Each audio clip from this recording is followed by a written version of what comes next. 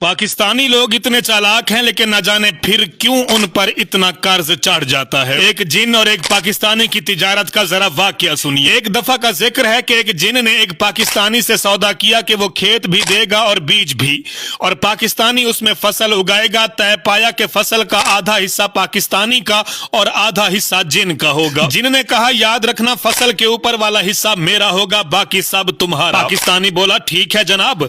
पाकिस्तानी ने आलू की फसल उगाई। जब फसल तैयार हुई तो मुआहदे के मुताबिक जिन को फसल का ऊपर वाला हिस्सा मिला, यानी सूखी डंडियां और भूसा, जबकि पाकिस्तानी आलू उठाकर खुशी खुशी घर चला गया। अगली बार जिन ने कहा कि इस दफा मैं फसल का निचला हिस्सा लूंगा, बाकी सब तुम्हारा। पाकिस्तानी ने मुस्कुराकर जवाब दिया, जी जनाब, जैसे आपकी मर्जी, मैं वैसे ही करने को तैयार हूँ। इस मर्तबा पाकिस्तानी ने गंदम काश्त की। जब फसल तैयार हुई तो जिन को जड़ें और खुश्क तिनके मिले और पाकिस्तानी सोने जैसी चमकती गंदम लेकर घर चला गया। अब की बार जिन ने झिंझला कर कहा कि अच्छा, इस बार ऊपर और नीचे वाला हिस्सा मेरा होगा, दरमियान वाला हिस्सा अब तुम्हारा होगा। पाकिस्तानी ने चालाकी से सर हिलाया और मकई की फसल काश्त कर दी।